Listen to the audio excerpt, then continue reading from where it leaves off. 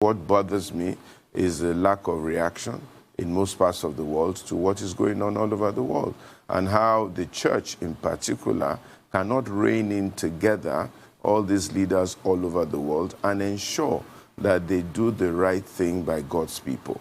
Everybody knows the right thing to do, but very few people are really prepared to make the sacrifice, to offer the energy, to tell the truth, and to do the right thing. Even here in Nigeria, all our leaders know the right thing to do, but they will not do it for one reason or the other, particularly because they're more concerned about themselves and they are less concerned about the people.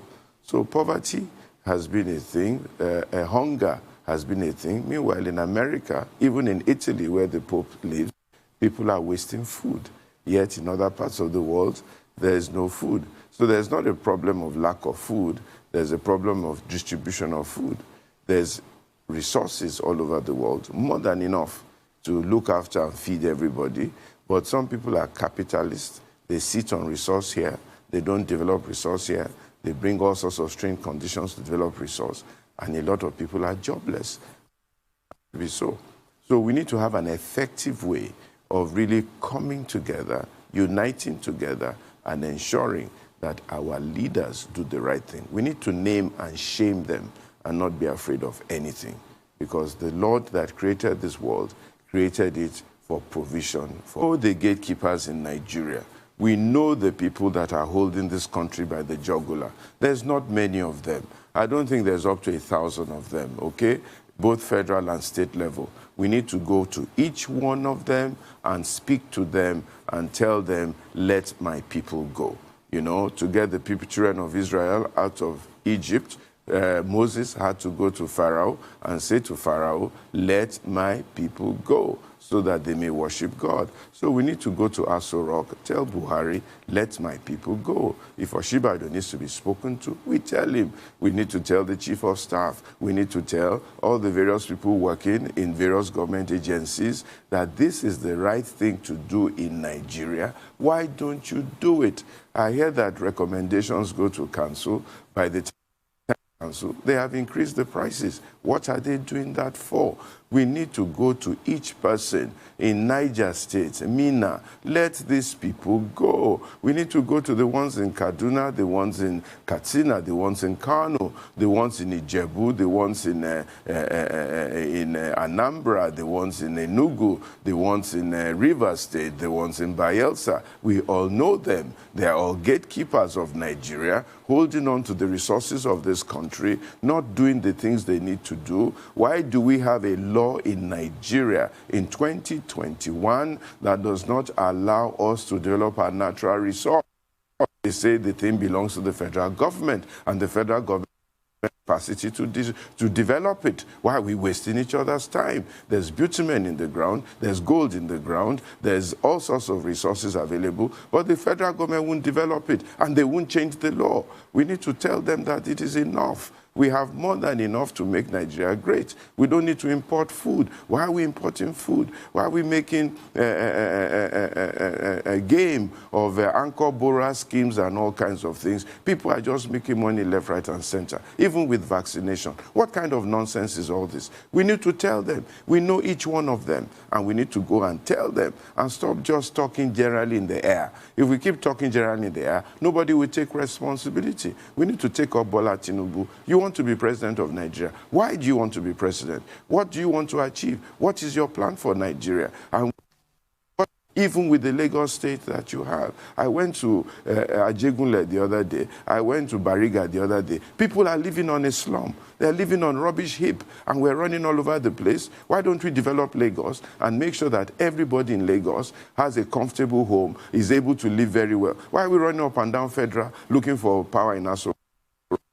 Resource in Lagos to develop Lagos? Why are we looking for this? I told my Igbo brothers, why are you bothering with Nigeria? You have more than enough money among yourselves. You are rich people. Why don't you take your money back to Anambra and all those places and develop Imo and build up Imo and make sure Imo becomes the Dubai of Nigeria? Why are you wasting your time? Why don't you go into the ground and dig up your gold? Why are you waiting law to hold you this and that. The people must move. We must talk to each one of these gatekeepers. Enough is enough. Why are you holding the people of God down? What is the problem? How much money do you want? How long is a man going to live? I'm 60 now. How much life does one have left? How much energy do you have? How many clothes are you going to wear?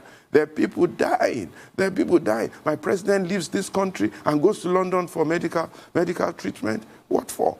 I can only forgive him because of his age. But honestly, why would they do that? Imagine Biden coming to Nigeria saying he's coming to look for medical treatment. What kind of nonsense is that? When some of the best doctors in the world are Nigerians. I can tell you that in his medical protocol, this man, Buhari, there will be at least 4 Nigerians looking after him because they are stranded in England, not being able to come back to Nigeria to use their resource. Nigeria has exported all its competent hands, thrown them into the sea, and they are working for other nations, building other nations. You have 8 Nigerians in Biden's cabinet, 8 of them, young people, doing all sorts of fantastic things for him, writing his speeches, making his policies. And if those people come to Nigeria, we will frustrate them. They'll be jobless. What kind of nonsense is this? It's enough.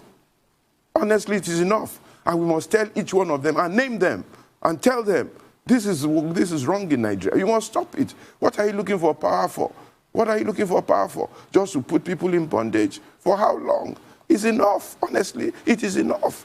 We all have more than enough to eat and to survive if we all are honest with each other.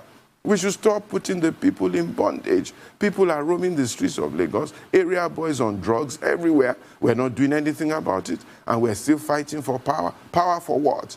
It's enough. And one of the problems of Nigeria is that we're not telling each other the truth. We keep hiding. Why? Because tomorrow you want to go to Aso Rock for contract. You want to go and say you are the president of the friend of the governor, friend of the president. For how long? For how long are we going to continue like that? So we should call each one of these people.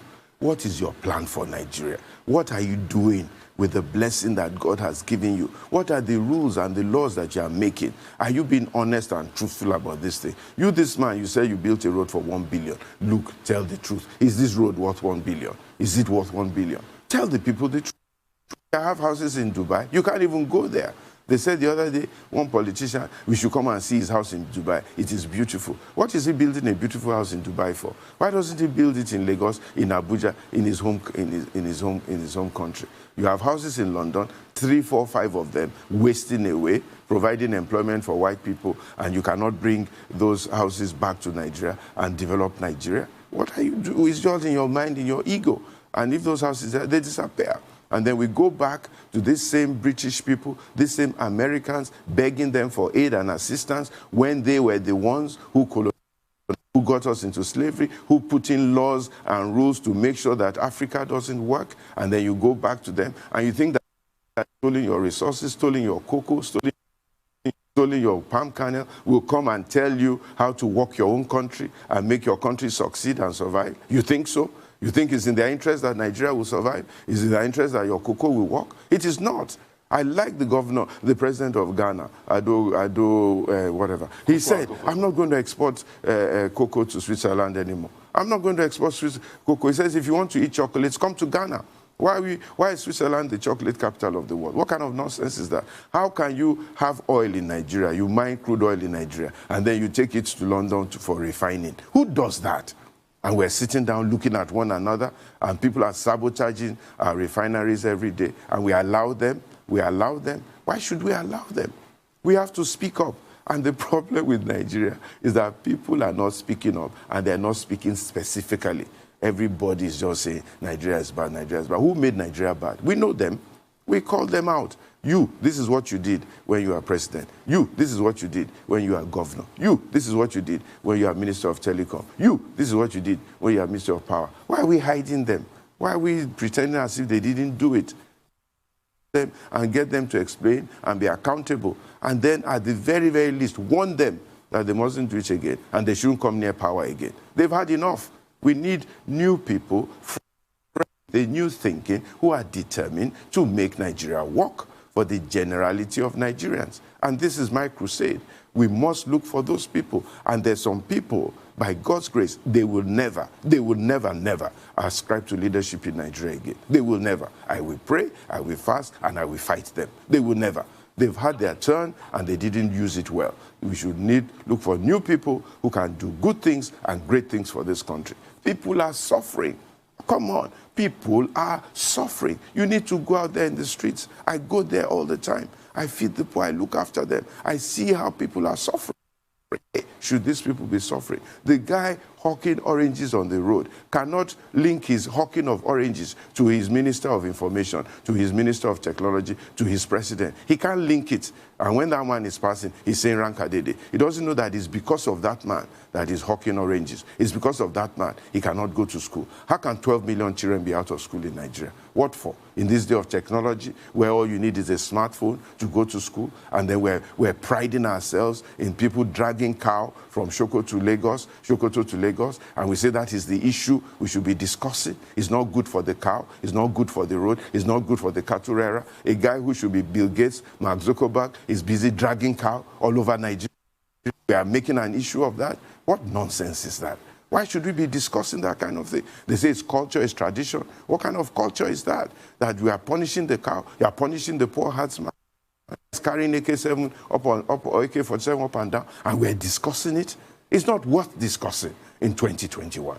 We should just simply say, these boys, go to school. These cows, go to the ranch, and let us have proper milk, proper cow. Why are we discussing it? What kind of politics is that we're trying to take over Nigeria because of cows? This is nonsense. And this is why we keep begging the question in Nigeria all the time. And we don't deal with the issues. Everybody's afraid to talk. Don't talk, don't talk, don't talk. They will label you, they will label you. Well, for how long? I'm 60 tomorrow.